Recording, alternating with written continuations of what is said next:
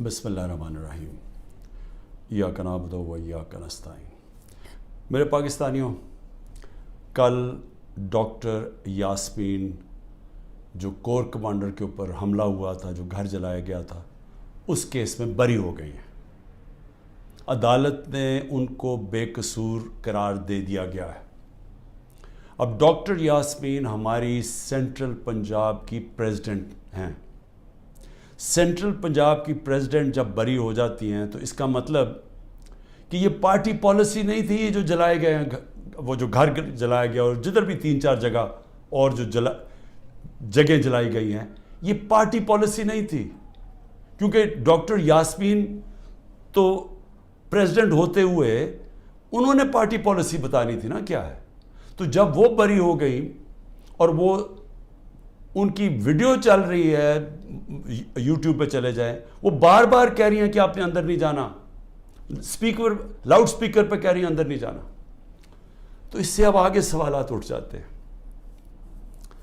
کہ کیا یہ جو لوگوں کو اندر ڈالا گیا، 10,000 سے زیادہ لوگ جیلوں میں ہیں، کیا یہ ایک پری پلان ایک منصوبہ بنا ہوا تھا کہ اس کی آڑ لے کے یہ جو کور کمانڈر کا گھر ہے اور یہ جو اور جگہوں پہ آگے لگی ہیں، ان کی آڑ لے کے ساری پارٹی کو بین کرنا تھا؟ ساری پارٹی کے اوپر جس طرح کا اس وقت ظلم و تشدد کیا جا رہا ہے، کیا یہ پہلے سے پلان تھا؟ اب تو یہ سامنے آ رہا ہے، یہ تو اب واضح ہو گیا ہے کہ اس کا مطلب کہ جو بھی کوئی کر رہا تھا وہ پارٹی پالیسی نہیں تھی، نہیں تو ڈاکٹر یاسمین بری نہ ہوتی۔ اور میرا 27 سال کی پولیٹکس میں چیلنج کرتا ہوں کہ کہیں بھی آپ جا کے مجھے یہ بتا دیں کہ میں نے کہا ہو کہ قانون سے باہر جانا ہے۔ پرامن احتجاج، دھرنا کرنا، لانگ مارچ کرنا، جب تک وہ پرامن رہے، یہ ہمارا حق ہے، یہ میرا آئین، میری کانسٹیٹیوشن مجھے یہ حق دیتی ہے اور یہ سب کو پاکستانیوں کو دیتی ہے۔ 3 لانگ مارچز ہمارے خلاف کی گئی، 3۔ بتائیں کتنی FIR کٹی، کتنے لوگوں کو کتنوں کے گھروں میں گھس کے ان کے دروازے توڑ کے اندر جا کے لوگوں کو جیلوں میں ڈالا گیا، کتنوں کی مار پٹائی کی گئی، کتنوں کے اوپر ٹیئر گیسنگ کی گئی۔ اور مجھے یہ بتائیں کہ اب جو ہمارے لوگوں کو اندر ڈالا ہوا ہے، کیا کوئی اس کے اوپر انڈیپینڈنٹ انکوائری ہوگی یا نہیں ہوگی؟ دیکھیں، یہ ہو ہی نہیں سکتا، یہ دنیا کا قانون نہیں ہے کہ آپ ہی جج کریں، آپ ہی فیصلہ کریں سزا اور آپ سزا دے دیں، جج، جیوری، ایکسیکیوشنر۔ یہ تو دنیا میں کہیں بھی نہیں ہوتا۔ ہمیشہ جب کوئی انسیڈنٹ ہوتا ہے انڈیپینڈنٹ انکوائری ہوتی ہے۔ اور میں بار بار، میں جب سے جیل سے نکلا ہوں، میں نے چیف جسٹس کے سامنے مذمت کی اور میں نے تب بھی کہا کہ یہ ہماری کبھی پالیسی نہیں رہی۔ جو پارٹی الیکشن چاہ رہی ہے وہ انتشار نہیں چاہتی، کیونکہ انتشار تو وہ چاہ رہے ہیں جو الیکشن سے بھاگ رہے ہیں، اور یہ جو بھاگ رہے تھے الیکشن سے، یہ ساروں کی مل کے سازش تھی۔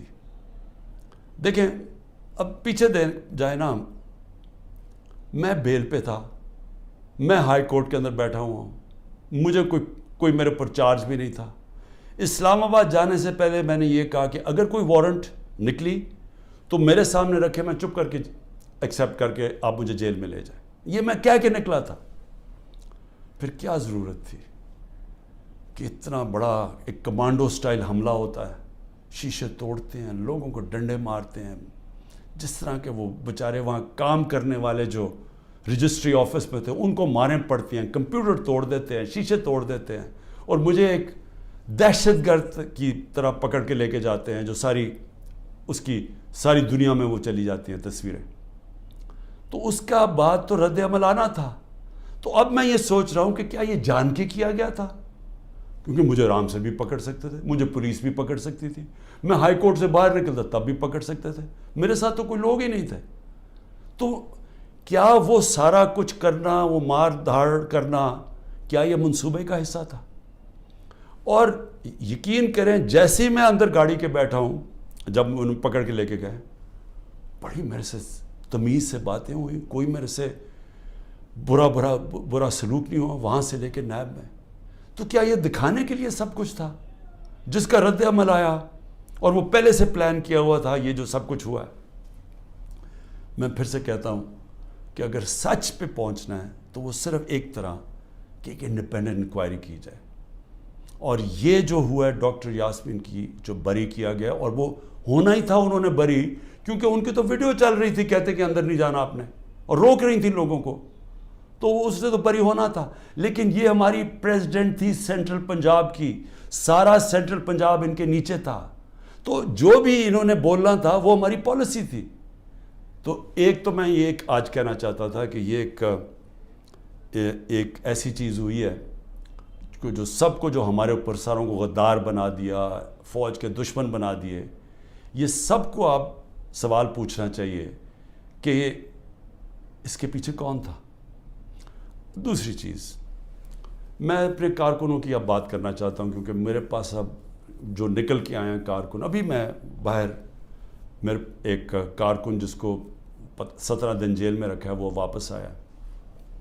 سارے ایک ہی کہانی سنا رہے ہیں، اتنے زیادہ لوگ ہیں، جیل چھوٹا ہے، سب کو وہاں بند کیا ہوا ہے، یعنی وہ جیل میں گنجائش ہی نہیں ہے جو جیلوں میں جتنے زیادہ لوگوں کو انہوں نے بند کیا ہوا ہے. کس حالات میں وہ رہ رہے ہیں، کس طرح گندگی ہے وہاں، کھانا ان کو دیا نہیں جاتا، 2 دن کہتا ہم نے روزے رکھے ہیں، کھانا ہی نہیں تھا. اور پھر ان سے جو سلوک کیا گیا، یعنی ایسے رکھا گیا، یہ پولیٹیکل ورکرز ہے، انہوں نے کوئی کرائم نہیں کی، ان کی ابھی تو کرائم ثابت ہی نہیں ہوئی، اور پھر وہ بتاتے ہیں ہم جاتے تھے ادھر عدالت میں، وہاں سے نکلتے تھے دوسرے کیس پہ اندر ڈال دیا. اب یہ جو آدمی نکلا ہے، یہ صرف یہ کوئی 40 لوگ رہا ہوئے ہیں، 40 میں سے 7-8 نکلے ہیں، باقیوں کو پھر جیلوں میں ڈال دیا. تو یہ مجھے بتائیے کون سا قانون ہے آج پاکستان میں؟ میں یہ سوال پوچھتا ہوں کہ جو بھی آج حکمرانی کر رہے ہیں، کیا ان کو اندازہ ہے کہ یہ پاکستان کو کتنا نقصان پہنچایا جا رہا ہے؟ ٹھیک ہے، تحریک انصاف کو کمزور کیا جا رہا ہے، توڑا جا رہا ہے، لوگوں کو دھمکیاں دے کے چھڑوائی جا رہی ہے پارٹی، گھروں میں گھس جاتے ہیں، اگر وہ نہیں ملتے تو ان کے جاننے والے یعنی خاندان کے لوگوں کو پکڑ کے لے جاتے ہیں. اگر وہاں کوئی گھر میں کوئی نہیں ہے تو ان کے پھر جو رشتہ دار کہیں رہ رہے ہیں، بہنیں رہ رہی ہیں، ان کے اوپر پیچھے پڑ جاتے ہیں، ان کو اٹھا کے لے جاتے ہیں. پھر بزنسز تباہ کر رہے ہیں، جو حماد اظہر کی فیکٹری بند کر دی ہے. اور بھی میں سب کا بتاؤں کہ جن کے ہمارے جن کے کاروبار تھے، کاروبار بند کر دیے. عاطف خان کا کاروبار 100 سے زیادہ لوگ وہاں کام کرتے تھے، وہ بند کر دیا. وہ ایکسپورٹ کرتے تھے چیزیں، وہ رہ گئی بیچ میں. تو یہ جو کیا جا رہا ہے، میں پھر سے یہ سوال پوچھتا ہوں کہ ہم جا کدھر رہے ہیں؟ یعنی اس سے اچیو کیا ہوگا؟ تحریک انصاف کمزور ہو گئی، تحریک انصاف اتنی کمزور ہوگی کہ وہ الیکشن لڑنے کے قابل نہیں ہوگی. ملٹری کورٹس سیٹ اپ کیے ہیں ایک ہی وجہ سے کہ میرے کوئی بھی کیس کے اندر مجھے سزا نہیں ہو سکتی. سارے میں نے وکیلوں کے ساتھ سارے بوگس کیسز ہیں، تو آخر میں ملٹری کورٹ میں سزا دیں گے. یہ کھولے اس لیے کہ عمران خان کو سزا دی، چلیں جی میں جیل میں چلا گیا. اب آگے چلیں گے، اس کے بعد کیا ہوگا؟ اس کے بعد پوچھنے کی بات یہ کہ کیا پاکستان جو تیزی سے اس دلدل میں پھنستا جا رہا ہے، اس میں نکل جائے گا؟ کیا ہماری معیشت جو اس وقت کبھی اتنے برے حالات میں نہیں تھے جو آج ہے، کیا یہ جو مہنگائی پاکستان کی تاریخ میں سب سے زیادہ 12.4% تھی جب ہم اقتدار میں تھے 1 سال پہلے، آج وہ 38% پہ پہنچ گئی ہے. یعنی لوگوں کو تنخواہ دار طبقے کے لیے اب وہ عذاب آ گیا ہے اور آتا جائے گا. بجلی کے بل نہیں دیے جائیں گے ان سے، ان کو گھر میں جو کھانے پینے کی چیزیں ہیں جس کو سینسٹیو پرائز انڈیکس ہے، یہ 38% ہے، وہ 45% پہ پہنچا ہوا ہے. یعنی جو گھر کی کھانے پینے کی چیزیں، جو عام کچن آئٹمز ہیں، جو بجلی وغیرہ ہے، تو کیا یہ ٹھیک ہو جائے گا اس سے؟ کیا مجھے کوئی یہ آج بتا دے کہ تحریک انصاف چلیں الیکشن بھی ہار گئی، کیا یہی لوگ آئیں گے نا واپس جو ابھی اقتدار میں بیٹھے ہوئے ہیں؟ تو انہوں نے تو 1 سال میں ملک کو تباہی بیڑا غرق کر کے رکھ دیا. یہ جو اب تو جو فیکٹس اور سٹیٹسٹکس ہیں، اعداد و شمار، یہ تو چھپتے نہیں ہیں. یہ تو آپ سیدھی طرح پاکستان کی وہ اکنامک سروے دیکھ لیں، اس میں تماشا دیکھ لیں کہ کیا ہوا ہے.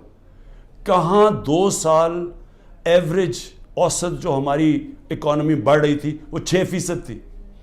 6% کا مطلب یہ ہے کہ پاکستان کی تاریخ میں یہ وہ 2 سال تھے جدھر سب سے زیادہ معیشت اوپر جا رہی تھی. اور میں یاد کرا دوں جو پچھلی دوروں میں جب ایسے گئی ہے تو امریکی ڈالر آ رہے تھے. ایوب خان کے دور میں سیٹوں اور سینٹوں کا پیکٹ تھا, ہم ان کے ساتھ ملے ہوئے تھے, ہمیں ڈالر آ رہے تھے. ضیاء الحق کے دور میں ہم افغان جہاد کا حصہ بنے تھے, تب بھی ڈالر آ رہے تھے. جنرل مشرف کے دور میں 1-2 سال جو ترقی ہوئی تھی وہ ہم وار آن ٹیرر میں ان کے ساتھ ملے ہوئے تھے, تب بھی ڈالر آ رہے تھے. یہ باہر سے ڈالرز آنے کے بغیر ملک میں 6% اوسط ہماری جو اکنامک گروتھ ہوئی, اور یہ ایک شعبے میں نہیں ہوئی. زرعی جو ہم نے چینجز کیے, جو انسینٹیوز دیے, 4.5%, 17 سال کے بعد ہماری زرعی گروتھ ہوئی. ہماری جو لارج سکیل مینوفیکچرنگ تھی, جو اصل نوکریاں ہیں, وہ 17 سال کے بعد وہ اتنی تیزی سے بڑھ رہی تھی 10.4% پہ.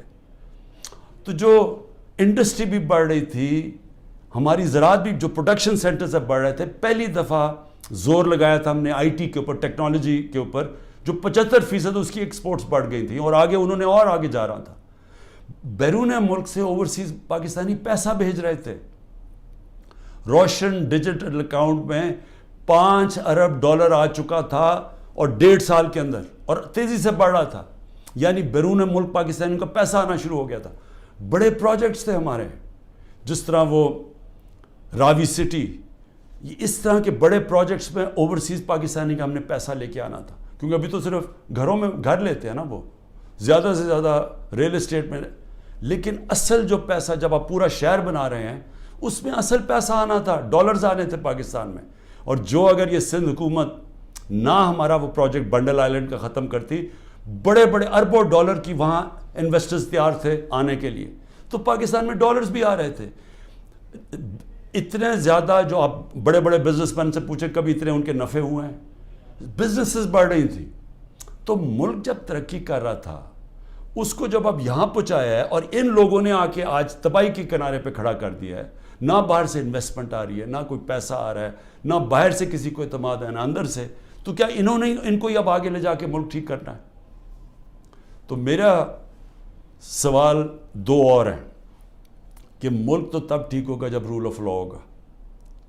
جب تک ملک میں قانون کی حکمرانی نہیں آتی, کبھی بھی اس ملک کے اندر خوشحالی نہیں آئے گی, انویسٹمنٹ نہیں آئے گی. تو یہ تو ہم دوسری طرف چلے گئے ہیں. ہماری عدلیہ نے ایک بڑا ایک پہلے ہمیشہ اقتدار کے ساتھ چلتی تھی. ایک سجاد علی شاہ چیف جسٹس نے کوشش کی, ان کے اوپر پورا نواز شریف کا مافیا نے پورا ان کو ڈنڈوں سے اٹیک کر کے تو ان کو فارغ کر دیا, پیسے چلا کے. اس کے بعد ہماری عدلیہ کبھی آزاد نہیں تھی, یعنی کوشش بھی نہیں کی.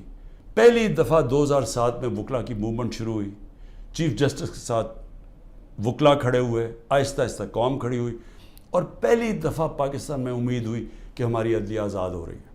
اور عدلیہ نے اچھے فیصلے کیے, لوگوں کو اعتماد آنا شروع ہوا آہستہ آہستہ عدلیہ میں.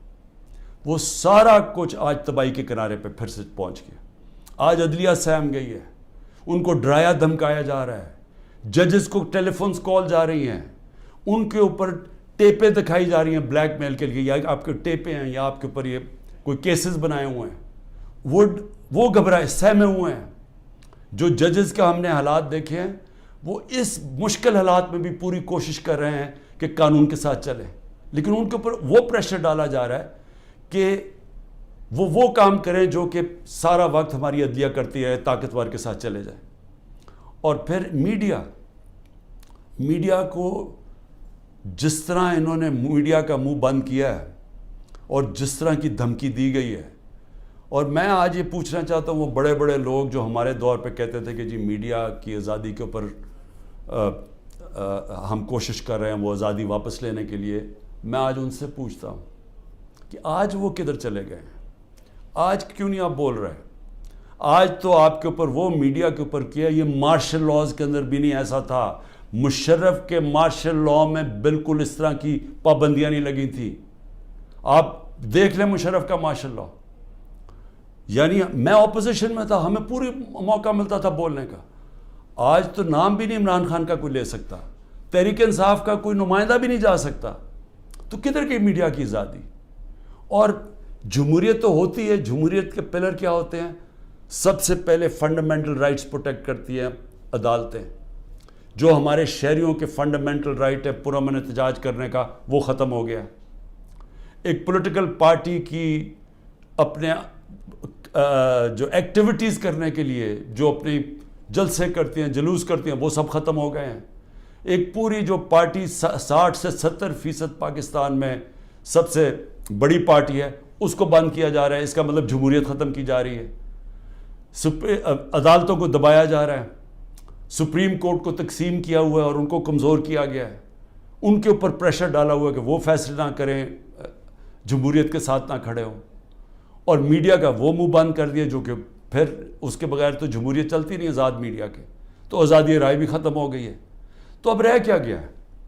اب رہ گیا ہے یہ کہ یا ہم چپ کر کے یہ طاقت کی حکمرانی مان لیں اور اب جائیں اسی جو پہلے پاکستان پہلے جو ڈارک ایجز میں کہتا ہوں، جو ہمارے برے وقت تھے کہ جدھر ہم دنیا کے اندر ہمارا مذاق اڑتا تھا کہ جناب پاکستان میں تو ملٹری ڈکٹیٹرشپ، یہاں تو آزادی نہیں، جمہوریت. بار بار ہندوستان سارے فورمز پہ کہتا تھا کہ پاکستان میں جمہوریت ہی نہیں، ہم بات کس سے کریں. اور آج واپس اسی دور کی طرف جا رہے ہیں. یعنی جمہوریت کو جو تباہی کی طرف لے کے جا رہے ہیں، اس کا مطلب آزادی جا رہی ہے. حقیقی جمہوریت وہ ہوتی ہے، وہی حقیقی آزادی دیتی ہے، کیونکہ وہ آپ کے بنیادی حقوق کی حفاظت کرتی ہے، وہ انصاف دیتی ہے. طاقتور سے آپ کا نظام، آپ کا آئین آپ کو تحفظ دیتا ہے، لوگوں کو آزاد کر دیتا ہے. تو یہ تو پھر وہ واپس چلے گئے ہیں وہاں. یہاں تو کوئی آزادی نہیں ہے اب. یہاں تو ہر قسم کی آزادی پہ پابندی لگ گئی ہے. تو یہ آزادی کے اوپر پابندی نہیں لگی، یہ ملک کے فیوچر کے اوپر پابندی لگ گئی ہے. ملک اس دلدل میں سے نکلا گا کیسے؟ مجھے یہ بتائیں کہ ان کے پاس اب کیا فارمولا ہے؟ میں آپ کو بتاتا ہوں کیا فارمولا ہے. ایک ہی فارمولا ہے کہ پاکستان کے اندر رول آف لاء قائم کریں. اس ملک کے اندر جب تک لوگوں کو، انویسٹرز کو، جو باہر سرمایہ کار ہیں، جو سب سے بڑی آپ کی طاقت اوورسیز پاکستانی ہیں، جب تک ان کو اعتماد نہیں ہوگا پاکستان کے جسٹس سسٹم پہ، انویسٹمنٹ نہیں آنے لگی اور سرمایہ کاری نہیں آئے گی، تو ہم تو ایسے کر کے بھیک مانگ کے کھڑے ہوں گے کہ جی کہیں سے کوئی ہمارا دوست ملک ہمیں پیسے ڈالرز دے دے. تو اصل تو ڈالرز آنے ہیں سرمایہ کاری سے.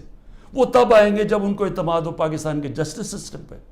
تو جب گورنمنٹ سپریم کورٹ اور آئین کے مطابق جو فیصلہ کرتا ہے کہ الیکشن ہونے ہیں 14 مئی کو، گورنمنٹ وہی نہیں مانتی، دھمکیاں دیتی ہے چیف جسٹس کو، اوپنلی کہتی ہے کہ ہم تمہارے فیصلے نہیں مانیں گے. تو اس ملک کے اندر کون اس ملک کے انصاف کے نظام کے اوپر اعتماد کرے گا؟ اور جو سرمایہ کار ہوتا ہے، جس نے محنت سے اپنا سرمایہ جمع کیا ہوتا ہے، وہ بہت گھبراتا ہے، بڑی جلدی گھبرا جاتا ہے. اس کو جب تک اعتماد نہیں ہوتا کہ میرا سرمایہ کو ایک ملک کا انصاف کا نظام تحفظ دے گا، میں جب بزنس کروں گا تو میرے پاس اگر فراڈ ہوا تو میرے پاس ایک جسٹس سسٹم ہے، وہ پروٹیکٹ کرے گا مجھے، وہ انویسٹمنٹ نہیں کرتا.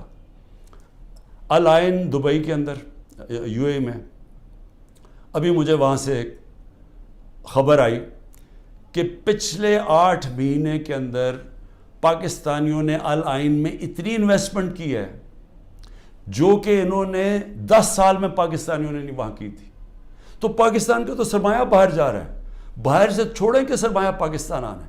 لوگوں کو تو امید کھو بیٹھے ہیں، وہ اپنا سرمایہ بھی بھیج رہے ہیں. اور جو ہمارا ہیومن کیپٹل ہے، یعنی جو ہمارے پروفیشنز ہیں جن کو باہر نوکریاں مل سکتی ہیں، وہ چھوڑ کے جا رہے ہیں.